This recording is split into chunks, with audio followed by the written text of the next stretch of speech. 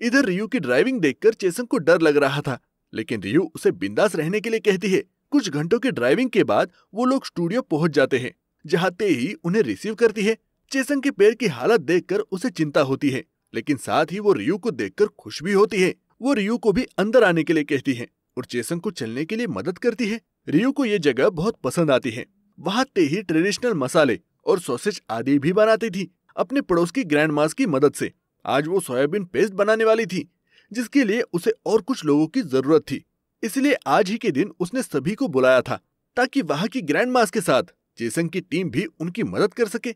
मंग और बाकी के लोग अभी रास्ते में ही थे, लेकिन रियू को प्रोसेस जानने में काफी दिलचस्पी थी, इसलिए उसने मदद करने की इच्छा जताई। ग्रैंड मास के आने के बाद तेही उनके साथ मिलकर सोयाबीन पेस्ट बनाने लगती है। रियू को इतना खुश देखकर चेसंग भी खुशी खुशी मदद करने के लिए आगे आ जाता है। तभी तेही चेसंग को बात करने के लिए अंदर बुलाती है, जहाँ वो बताती है कि वो काम तो सिर्फ बहाना था।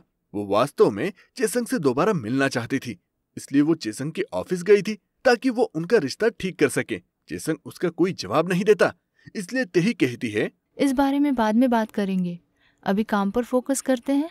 और उसे ओंगी पॉट्स बनाना सिखाने लगती है।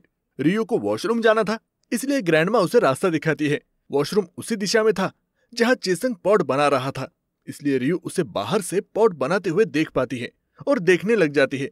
लेकिन तेही चेसंग की मदद करने के लिए आ जाती है और उसे अपने हाथों से सिखाने लगती है। ये देखकर रियू को थोड़ा अच्छा नहीं लगता, लेकिन वो उन्हें अकेला छोड़कर जाने ही वाली थी कि अचानक किसी चीज से टकरा जाती है। जब रियू वॉशरूम की ओर बढ़ती है तो चेसंग और तेही उसे देख लेते हैं। तेही उनसे माफी मांगती है और वॉशरूम चली जाती है। चेसंग बाहर आता है तो रियू उससे माफी मांगती है कि उसने उसका और तेही का रोमांटिक मोमेंट डिस्टर्ब कर दिया। चेसंग इस बारे में बात नहीं करना चाहता था, लेकिन रियू बार बार उन दोनों के बारे में बात कर रही थी। वो कहती है, तुम दोनों साथ में कितने अच्छे लगते हो। मुझे उम्मीद है कि तुम दोनों के बीच सब ठीक हो जाए और तुम फिर से एक साथ आ जाओ। अब जब तुम दोनों फिर से मिल चुके हो तो पुरानी फीलिंग्स को वापस लाओ। चेसंग गंभीरता से कहता है, इतना सीरियस होने की क्या जरूरत है। रियू कहती है, मैं बस चाहती हूँ कि अगर तुम उसे अब भी पसंद करते हो तो तुम दोनों के बीच सब ठीक हो जाए। वैसे भी मैं एक दोस्त की तरह ही बात कर रही हूँ, दोस्तों के बीच ऐसी बातें तो होती हैं। चेसंग मना करते हुए कहता है, पर मेरे और तुम्हारे बीच ऐसी बातें नहीं हो सकती। ये कहकर वो वहां से बाहर चला जाता है। बाहर उसे मंग और टीम मिलती है।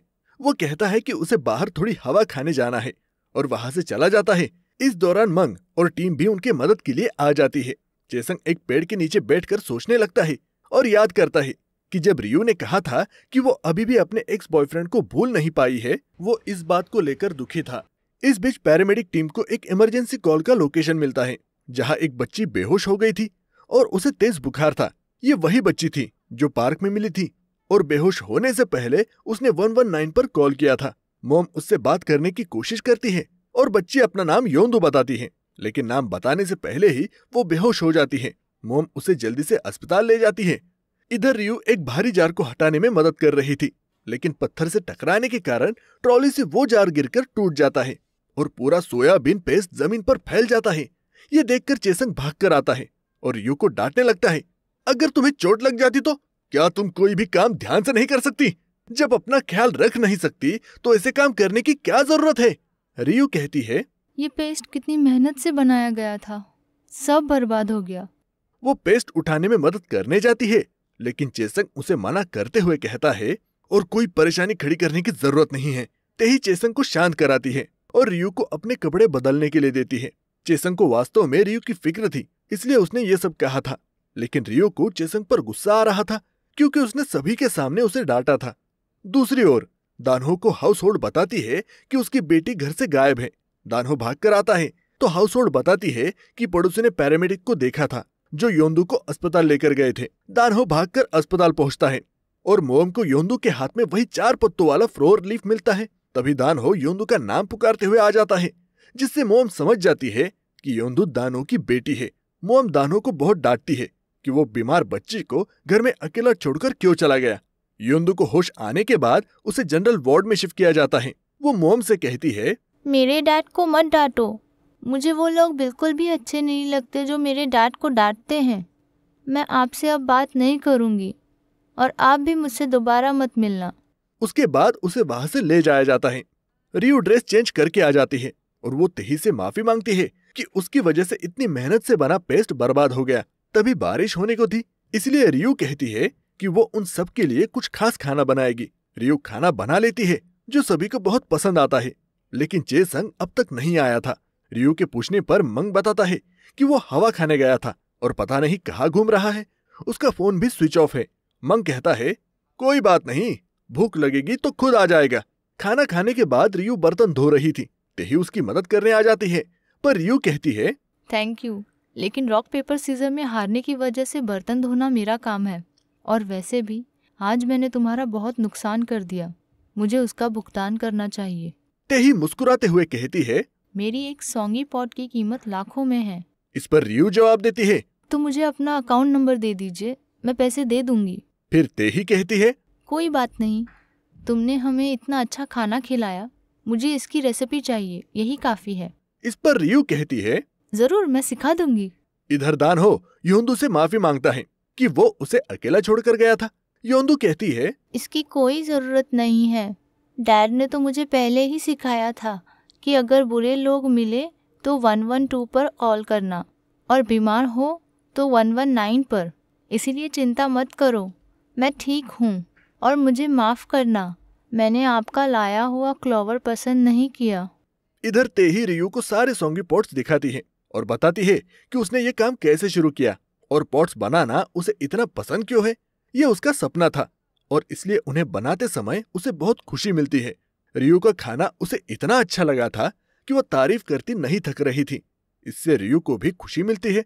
थोड़ी देर बाद तेही चेसंग से बात करने आती है और कहती है क्या तुम्हें याद है जब रियू ने कहा था कि हम दोनों बहुत पैशनेटली प्यार में थे? पर सच तो ये है कि पैशनेट सिर्फ मैं थी, तुमने कभी भी मुझसे पैशनेटली प्यार नहीं किया, यही कारण था कि मैंने तुम्हें छोड़ दिया। चेसंग कोई बहाना बना देता है, पर तेही को सच्चाई पता थी। वो कहती है असल में पॉट पहले से ही टूटे हुए थे, लेकिन तुमने रियू पर बहुत जोर से चिल्लाया था, शायद मुझे उससे जलन महसूस हो रही थी। ये सुनकर चेसंग आश्चर्यचकित हो जाता है। रियू को नींद नहीं आ रही थी, इसलिए वो बाहर निकलती है। तभी वो अपने धुले हुए कपड़े लटकते हुए देखती है और समझ जाती है कि ये काम चेसंग ने किया है। फ्लैशबैक में दिखाया जाता है कि जब वो कपड़े बदलने बाहर गई थी तब चेसंग ने उसके कपड़े धो दिए थे। रियू चलते चलते सोंगी पॉट्स के पास पहुंचती है और हर पॉट को खोलकर देख रही थी। तभी चेसंग वही आ जाता है। बाहर आने का कारण पूछने पर चेसंग कहता है वो मुझे अभी नींद नहीं आ रही थी। रियू कहती है अंदर जाके खाना खा लो, मैंने तुम्हारे लिए भी बचा रखा है। चेसंग जवाब देता है हाँ बाद में खा लूंगा। फिर रियू पूछती है वैसे मेरे कपड़ों में से वो दाग कैसे हटाए? चेसंग बताता है कि उसने चावल के सिरप का इस्तेमाल किया था। रियू हंसते हुए कहती है तुम इतने अच्छे भी हो सकते हो, ये तो पता ही नहीं था। चेसंग पूछता है तुम ये सब क्या कर रही हो? रियू बताती है मैं इनमें सोया सॉस ढूंढ रही हूँ। ग्रैंडमा ने बताया था कि इनमें से कुछ जार्स में 100 साल से भी पुराना सोया सॉस है और इन सॉस से बनाई गई डिशेस का स्वाद 10 गुना बेहतर होता है। चेसंग भी उसकी मदद करने की पेशकश करता है।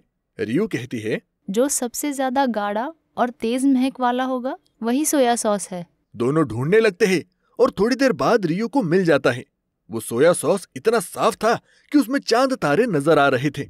रियू बहुत खुश होकर कहती है चेसंग मैंने ढूंढ लिया, मेरा सपना भले इतना बड़ा ना हो पर मैं खाना बनाना चाहती हूँ। ये सुनकर चेसंग भी बहुत खुश हो जाता है और उसे देखकर मुस्कुराता है। वो तेही की बात याद करता है जब उसने कहा था जब तुम रियू के साथ होते हो तुम एक अलग ही इंसान बन जाते हो, तुम बहुत इरिटेबल हो जाते हो, अच्छे से बात नहीं करते और इमेच्योर बिहेव करते हो, लेकिन तुम्हारी नजरें हमेशा रियू पर होती है। तुम उसे देखकर मुस्कुराते हो जैसे तुम उसके बारे में सब कुछ जानना चाहते हो। रियू बहुत खुश थी और चेसंग उसे देखकर मुस्कुराता रहा। अपने मन में सोचता रहा मैं अपनी भावनाओं से बहुत समय से भागता रहा, पर रियू को ऐसे मुस्कुराता हुआ देखकर मुझे एहसास हुआ कि मैं उसे पसंद करने से खुद को रोक नहीं सकता। इसी के साथ एपिसोड 5 खत्म होता है। अगर आपको वीडियो पसंद आई हो तो वीडियो को लाइक करें और चैनल पर नए हैं तो सब्सक्राइब करें और बेल आइकॉन दबाएं। मिलते हैं अगले एपिसोड में, तब तक के लिए टेक केयर और बाय बाय।